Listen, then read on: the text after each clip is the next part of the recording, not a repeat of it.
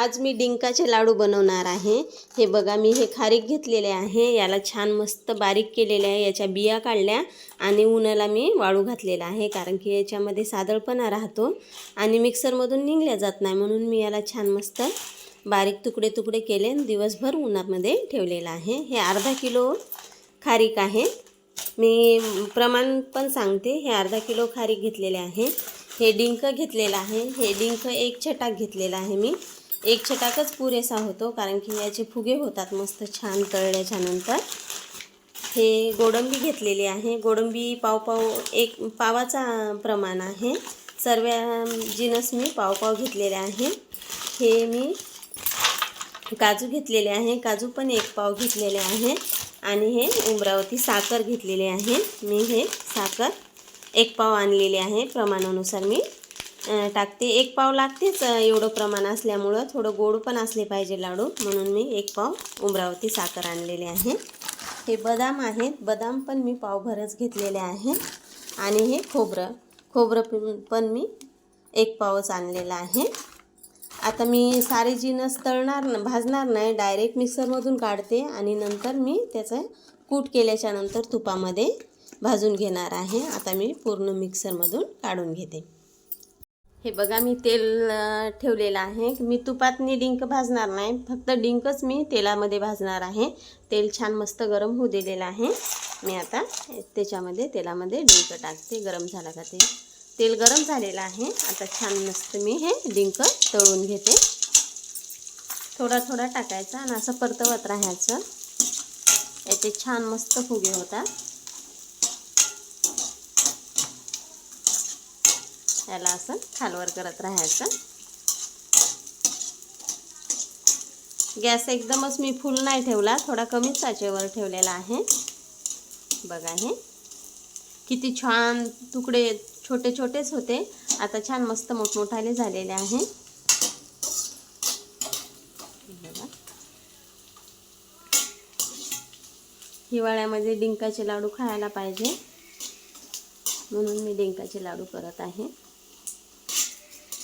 याच्यामध्ये मी मेथ्या टाकल्या नाही, कारण की मुलाला पण खायला देते मी डिंकाचे लाडू, त्यामुळे मी मेथ्या नाही टाकल्या। मेथ्या टाकल्या की मुलं का खात नाहीत, म्हणून मी डिंकाचे लाडू बिना मेथ्याचेच टाकते। नाही तर थोडेसे मेथ्याचं प्रमाण टाकलं ना तरी बी चांगलं असते, पण मी मेथ्या बिलकुलच वापरत नाही।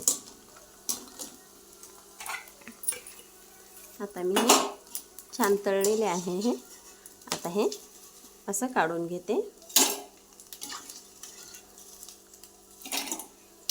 फक्त मी हे डिंकच तेलामध्ये तळते, बाकीचं मग सर्व जिनस तुपामध्ये मिक्सरमधून काढल्याच्या नंतर मी थोडं भाजून घेते।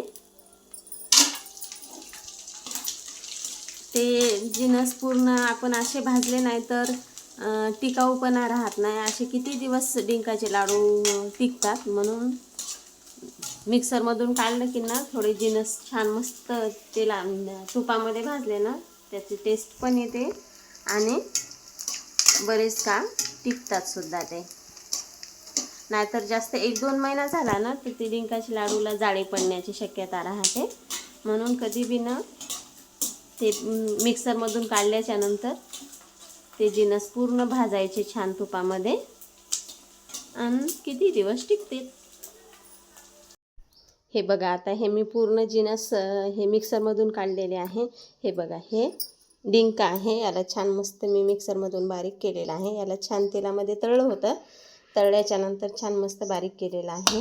हे खोबरं आहे, छान मस्त बारीक केलेलं आहे।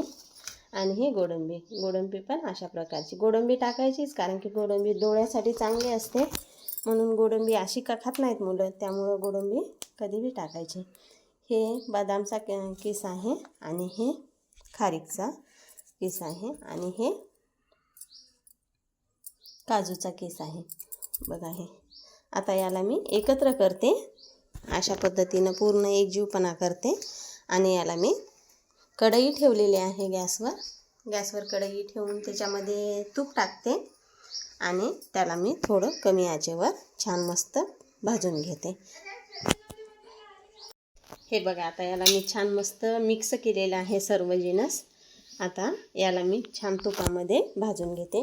हे मी सर्व जिन्नस मिक्स केलं, फक्त मी डिंक मिक्स केला नाही. डिंक मी भाजल्याच्या नंतर मिक्स करणार आहे. आणि ही साखरसुद्धा कधीच भाजताना हे करायची नाही, नाही तर साखर विरघळते आणि पाक झाल्यासारखा होतो. म्हणून फक्त हे पूर्ण जिन्नस असे मिक्स करायचे आणि तेलामध्ये किंवा तुपामध्ये भाजून घ्यायचे. मी तुपामध्ये भाजून घेणार आहे, घरगुती तूप आहे छान मस्त. हे बघा, तूप आपल्या इच्छेनुसार टाकायचं, कमी टाकलं तरी चालते, जास्त टाकलं तरी जास्त. आता घरगुती असल्यामुळं मी थोडं प्रमाण जास्त वापरते. थोडं मध्यमही टाकलं तरी बी चांगले लाडू होतात. आणि असे बी खाल्लं ना तरी बी चांगलं होते, पण हे असं ठेवल्याच्या नंतर आपण भाजलेलं नसते आणि भाजलं नसल्यामुळं याला जास्त दिवस टिकण्याची शक्यता नसते, याला जाळ्या पडतात. म्हणून कधी बी ना असा कूट करायचा आणि कूट करल्याच्या नंतर छान मस्त तेलामध्ये किंवा तुपामध्ये भाजून घ्यायचं. खूप दिवस टिकते बी आणि खायला पण टेस्टी लागते. हे बघा, छान मस्त तूप कडलेलं आहे. कमी आचेवर भाजायचं, असं एकदमही जास्त भाजायचं नाही, थोडं थोडं भाजायचं, नाहीतर मग जळकटपणा लागतो. हे बघा, आता याला मी सारखं परतवत राहते.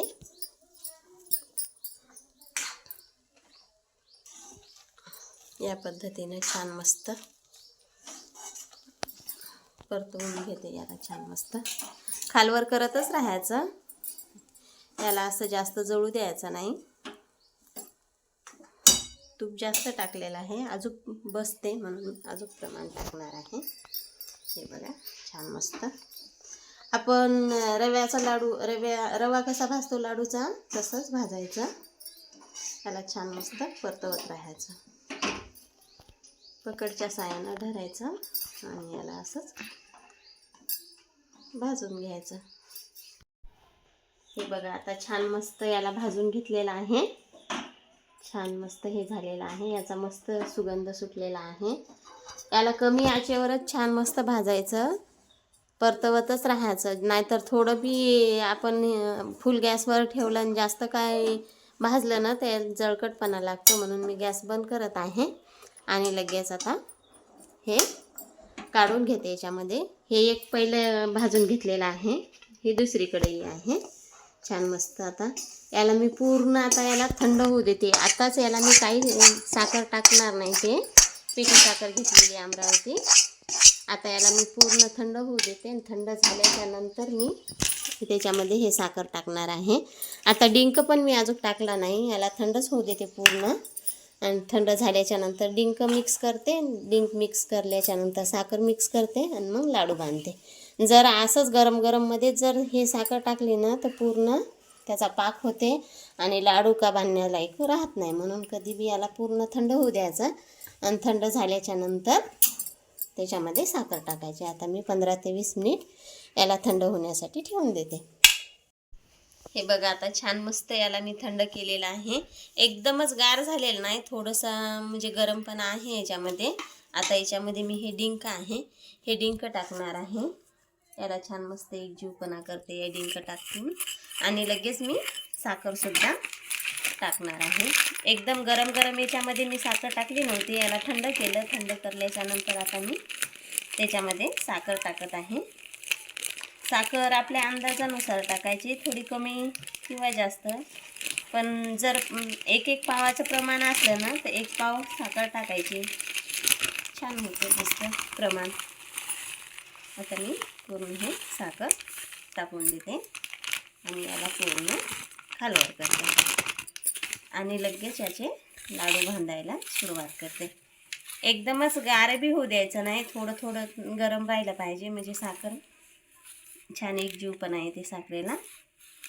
आता याला मी असं खालवर करून घेते छान मस्त.